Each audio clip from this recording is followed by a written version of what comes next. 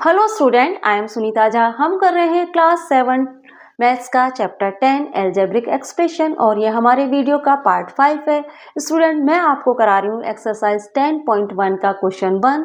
तो क्वेश्चन 1 देख लेते हैं। क्वेश्चन 1 में आपको क्या करना है, get the algebraic expression in the following case using variable, constant and arithmetic operation. यहाँ पे कहा जा रहा है कि आपको एल्जेब्रिक एक्सप्रेशन गेट करनी है। ये जो केसेस दिए गए हैं इनको ध्यान में रखते हुए और आप वेरिएबल, कांस्टेंट और अर्थमेटिक ऑपरेशन का यूज कर सकते हैं आप, है ना। तो क्वेश्चन आपको समझ में आ गया। आपको एल्जेब्रिक एक्सप्रेशन गेट करनी है और ये जो केसेस दिए गए इनको ध्यान में रखते हुए आप वेरिएबल, कांस्टेंट और अर्थमेटिक ऑपरेशन यूज करेंगे। ठीक है, अब देखिए आपके क्वेश्चन 1 में फर्स्ट से 8 पार्ट है, तो हम सारे पार्ट देख लेते हैं। Subtraction of Z from Y, तो y में से z को सब्ट्रैक्ट कर दीजिए। सिंपल है, y में से z को सब्ट्रैक्ट कर देंगे। z में से अगर y को सब्ट्रैक्ट करेंगे तो आंसर गलत हो जाएगा, क्योंकि फ्रॉम y लिखा है, इसका मतलब है y में से z सब्ट्रैक्ट होगा। क्लियर हो गया। 1/2 of the sum of number x and y, the sum of number x and y और उसका 1/2। x और y का सम कीजिए, ऐसा ही कहा जा रहा है यहाँ पे, x और y का सम कीजिए। The sum of number x and y और उसका 1/2 और उसका 1/2 कर दीजिए। तो इस तरह से, ठीक है। जैसे मैं आपको कहूँ कि 16 का 1/2 तो क्या होगा, 8 होगा। मैं आपको कहूँ 10 का 1/2 तो क्या होगा, 5 होगा। इसी तरह से x प्लस y का 1/2 2 होगा। 1/2 कहा गया है तो उसको 2 से डिवाइड कर दीजिए। x और y को प्लस कीजिए और उसका 1/2 करने को कहा है तो उसको 2 से डिवाइड कर दीजिए। सिंपल, ठीक है। The number z multiply by itself, z को z से ही मल्टीप्लाई कर दीजिए। तो देखिए z इंटू z को z से मल्टीप्लाई किया तो z स्क्वायर आ गया। ठीक है, simple. 1/4 of the product of number p and q, p और q का प्रोडक्ट और उसका 1/4। तो भाई p एंड q का प्रोडक्ट क्या होता है, p इंटू q और उसका 1/4। इसका मतलब क्या है, p और q का मल्टीप्लाई कीजिए और उसको 4 से डिवाइड कर दीजिए। जैसे हमने यहाँ पे क्या करा था, x और y को ऐड किया था और उसको 2 से डिवाइड किया था। यहाँ पे हमने p और q को मल्टीप्लाई किया और उसको 4 से डिवाइड कर दिया। ऐसे ही करने को कहा गया है। The product of number p and q, p और q का प्रोडक्ट और उसका 1/4। इसको और सिंप्लीफाई कर दीजिए, pq अपॉन 4। ठीक है।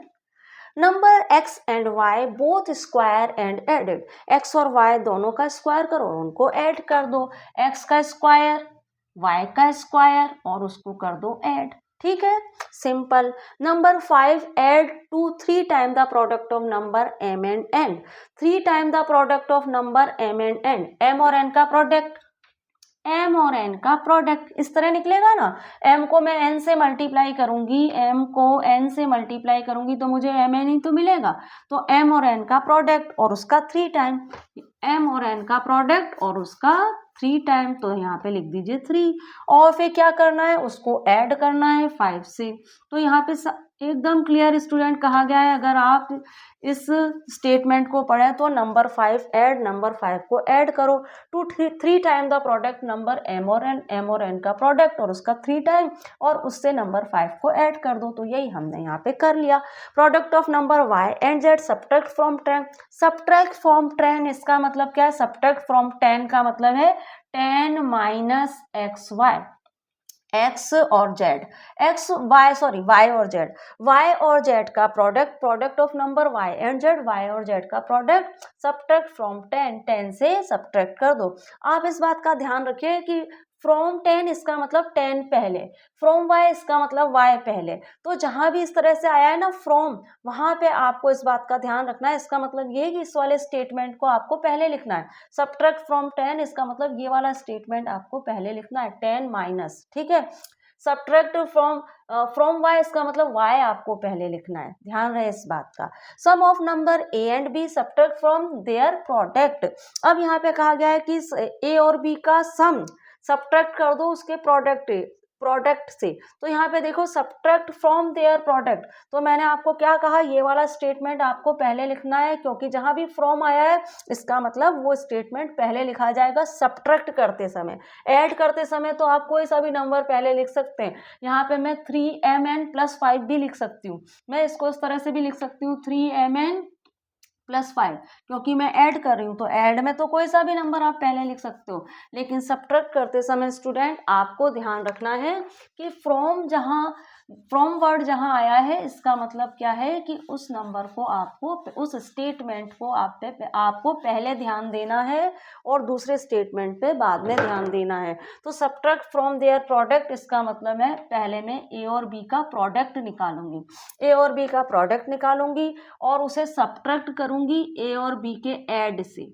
ठीक है, ए और बी के प्रोडक्ट को मैं ऐड कर दूंगी ए और बी के सम से। तो यहाँ पे मैंने यही किया है, ए और बी के प्रोडक्ट को सब्ट्रैक्ट किया है ए और बी के सम से। ठीक है, इनको ब्रैकेट में लिखेंगे क्योंकि ये आपस में ऐड नहीं हो सकते ना, तो इनको हम इस तरह से ब्रैकेट में लिख देंगे। तो इस तरह से स्टूडेंट हमने हमारा ये जो क्वेश्चन है एक्सरसाइज 10.1 का वो कर लिया है। और अब हम मिलेंगे हमारे अगले वीडियो में, वहां मैं आपको कराऊंगी क्वेश्चन 2। तो मिलते हैं हमारे अगले वीडियो में। Thank you for watching student.